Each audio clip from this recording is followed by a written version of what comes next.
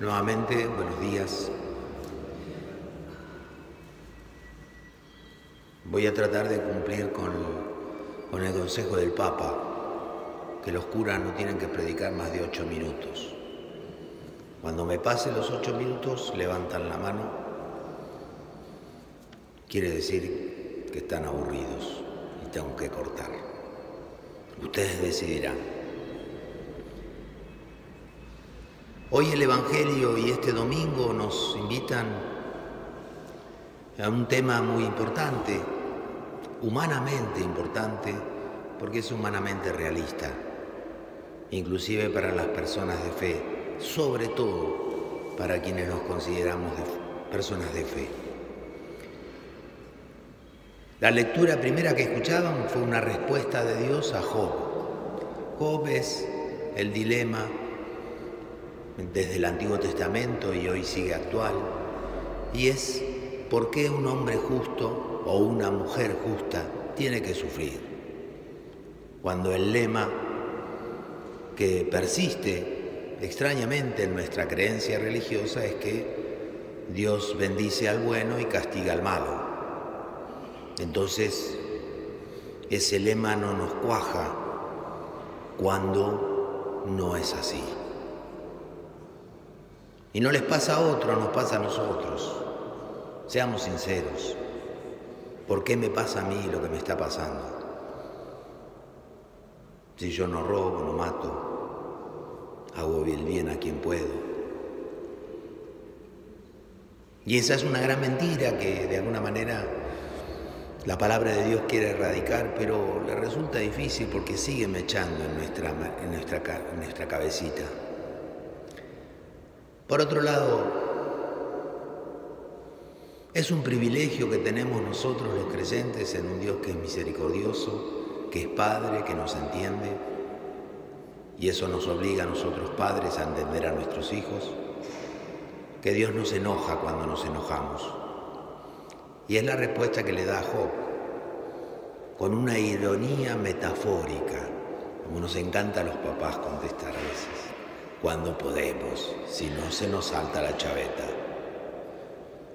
Y le dice, está bien, estás enojado, pero yo te puedo preguntar, ¿dónde estabas, Job? Vos que me cuestionás los errores. ¿Dónde estabas cuando yo creé el mar tan inmenso? Y le dije al mar, hasta acá vas a llegar, estos son tus límites, a partir de acá va a ser la tierra. ¿Dónde estabas cuando, metafóricamente y tan dulce, le dice, cuando vestí al mar con las nubes, un vestido de nubes, y cuando le puse pañales de nubarrones? Qué ironía, ¿no? Tal vez hoy Dios también en esos momentos de enojos nos invita a mirar hacia atrás, hacia el pasado, y mirar tu pasado y el mío, y ver que Dios estuvo. Pero a nosotros nos asusta el presente y el futuro, y somos amnésicos frente al pasado, cuando Dios siempre estuvo. Por eso llegamos hoy acá, con nuestros achaques, pero no le culpemos a Dios nuestros achaques porque son los años de vivir, y el vivir tiene sus procesos. En la segunda enseñanza de la lectura de San Pablo a los Corintios, dice otra enseñanza, y es: por eso nosotros de ahora en adelante ya no conocemos a nadie con criterios puramente humanos, y si conocimos a Cristo de esta manera, ya no lo conocemos más así. La primera nos viene bien a nosotros, porque nadie resiste archivos. No podemos ocultar nuestro prontuario. Y aún en las comunidades cristianas nos encanta conocerle el prontuario al otro, porque a veces justificamos nuestros errores demostrando el de los demás. Y a veces nos presentamos ante Dios y por eso decimos, yo no hice mal a nadie, porque muchas veces me comparo con otros que son más malos que yo. Y dice, en el camino de Dios ya no podemos mirar a nadie por su pasado. Primera enseñanza. No solo para mirar a los demás desde el pasado, que sí es esta la enseñanza. No te mires a vos mismo por tu pasado. Delante de Dios sos una nueva criatura, sos un hijo o una hija nueva. No dejes que la culpa de lo que hiciste te ahogue cuando Dios quiere traerte paz a tu corazón. No te juzgues y no te mires a ti mismo por tu pasado. No es injusto condenar tu presente por un pasado que ya pasó. Y lo dice también, y si hemos conocido a Cristo humanamente, ya no lo conocimos. En los tiempos de Jesús esto se podría aplicar, porque la gente lo conoció, no por esos 3 años de vida pública. Lo conoció porque fue un hombre de 30 años de vida escondida. No escondida, como nos gusta a nosotros esa palabra, sino diría anónima. Un hombre de barrio, un hombre de pueblo, un hombre de veredas. No digo que sacaba a pasear su perro, pero eso sería más nuestro. Y a nosotros nos puede pasar lo mismo, que conocimos a Jesús humanamente, porque desde chiquito lo conocemos a Jesús. Desde chiquito lo comulgamos, le rezamos, conocemos de pe a pa el Padre Nuestro, el Credo, el Ave María. Y a veces lo conocemos, reconozcámoslo humanamente. Y es lo que le pasaba a los discípulos y nos pasa a nosotros. No es suficiente conocer las cosas de Dios, si eso no nos lleva a confiar en Dios. Los discípulos lo conocían a un Jesús que los invita, vayamos a la otra orilla. Lo habían visto hacer milagros, resucitar muertos, multiplicar panes, sanar enfermos.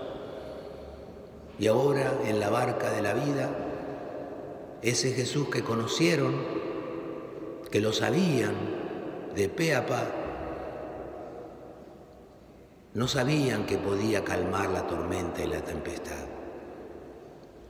Tal vez vos no sepas que quiere calmar la tormenta y la tempestad por la que estás pasando, o la que está pasando algún ser que amás, porque a veces nos duelen más las tormentas ajenas de los que amamos que la propia, porque nos la bancamos, pero nos duele cuando le pasa a alguien que amamos. Y ellos conocían a Jesús como vos lo conocés, como yo. Tal vez estás pasando esta tormenta, pero no sabés que Jesús la puede calmar. Y por otro lado nos enseña algo Jesús. Si confiamos verdaderamente en Dios como Él confió, podemos dormir en medio de la tormenta. ¿Cuántas veces perdemos el sueño y le dedicamos el insomnio a la tormenta de la vida? Y Jesús puede dormir. Ojalá Él nos enseñe a dormir en la confianza, en la providencia de Dios, cuando las cosas se nos van de las manos. Ese es nuestro gran problema. Mientras las cosas estén en nuestras manos, más o menos nos las rebuscamos.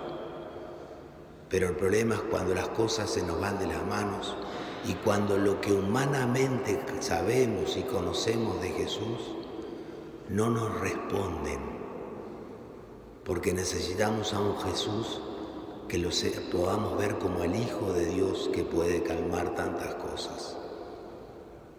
Por eso en este Evangelio, extrañamente, no le dicen a Jesús, Jesús, salvanos. No, le reprochan a Jesús, lo cuestionan como Job a Dios y le dicen, ¿qué le dicen a Jesús? ¿No te importa que nos hundamos? Y a veces en vez de pedirle a Dios auxilio, confiando en que Él puede hacer, nos conformamos con reprocharle. ¿No te importa, Dios, lo que me está pasando? ¿No te importa, Dios, lo que le está pasando a mi hijo, a mi nieta, a mi marido, a mi esposa? Cambiemos ese reproche que casi es humano y espontáneo, fruto del miedo, porque dice que tenían temor y miedo, y Jesús se los reprocha y le dice, ¿por qué tienen miedo? Como le decimos nosotros a nuestros hijos, cuando el cuco se esconde en el ropero o debajo de la cama. No tengas miedo, tené fe. Ojalá que lo que nosotros le reclamamos a nuestros hijos y a nuestros nietos, para que confíen en nosotros, aunque a veces les damos motivos para no hacerlo, mientras que Dios no tiene, no le podemos encontrar motivos. Tal vez se los fabricamos para justificar que nuestros miedos, y peor aún, para justificar nuestra falta de fe.